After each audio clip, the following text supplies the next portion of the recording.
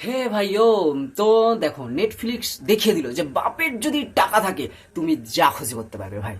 সালা, বাপের যদি টাকা থাকে, আমার বাপের যদি টাকা থাকতো না আমি যা খুশি করে ফেলতাম। এখানে কিন্তু নেটফ্লিক্স একটা বড় সড়ো প্রমাণ দিয়ে দিল তুমি কিছু পারবার না, পারো তোমার বাপের টাকা থাকলে তুমি যা খুশি করতে পারো ভাই। সিরিয়াসলি ভাই, নেটফ্লিক্সে কিন্তু সদ্য সদ্য রিলিজ হয়ে গেছে না দানিয়া। আর এই মুভিটাতে পুরো একদম ছ্যাবলামে ভর্তি আছে, কথা আমি বলছি ভাই।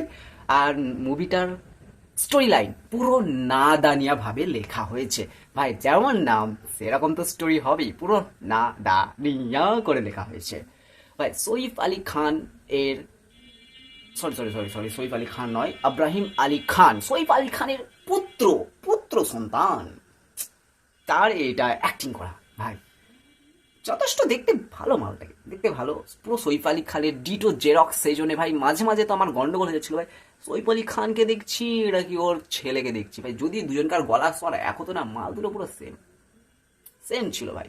সেই যাই হোক, সইফ আলী খান প্রথম প্রথম অ্যাক্টিং করছে, প্রথম মুভি, সেই পক্ষে ঠিক আছে, তুমি যথেষ্ট ভালো করেছো ভাই, যথেষ্ট করেছো।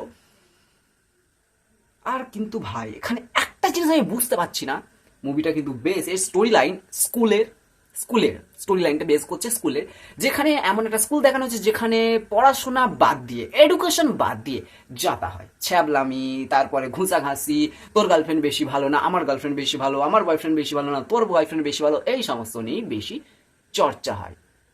আমার তো জানা নাই ভাই এরকম স্কুল, আমি অবশ্য পড়িনি, আমি পড়েছি সরকারি স্কুলে, ছোটোখাটো স্কুলে পড়েছি। তো আমাদের এইসব জানি না, যারা বড় লোক তারা ভাই জানে এইসব, অবভিয়াসলি সেখানে হয় কি না আমরা ভাই সেটাও জানি না। তুমি জানো নাকি? তুমি বলো আমাকে নিচে কমেন্ট করে ভাই, এরকম হয়, এরকম কম্পিটিশন হয়, আমি তো জানি না ভাই। হতেই পারে, বড় লোকের ব্যাপার, সেটা বড় বড় কথা নয়। বড় কথা হচ্ছে ভাই, নিউ জেনারেশন এরকম ছ্যাবলামি এত পরিমাণে দেখো না ভাই।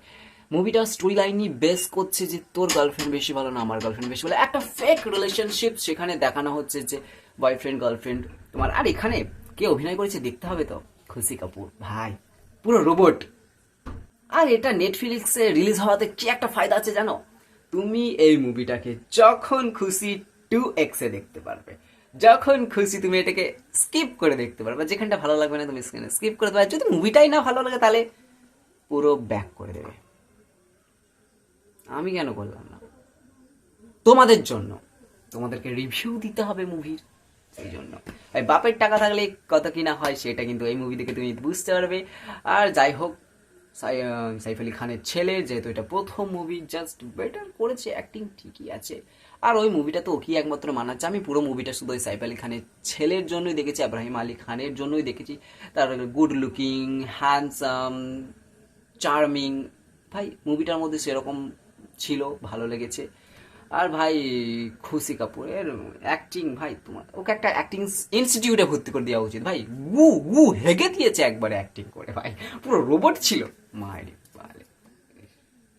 যাই হোক, যাও একটু নিজের অকাত দেখাও, নেটফ্লিক্সে সাবস্ক্রাইব নাও, আর এই নাদানিয়া ভাবে স্টোরি লেখা নাদানিয়া দেখে এসো ভাই। যাই হোক, গানগুলো তো ভালো, যাও দেখে এসো।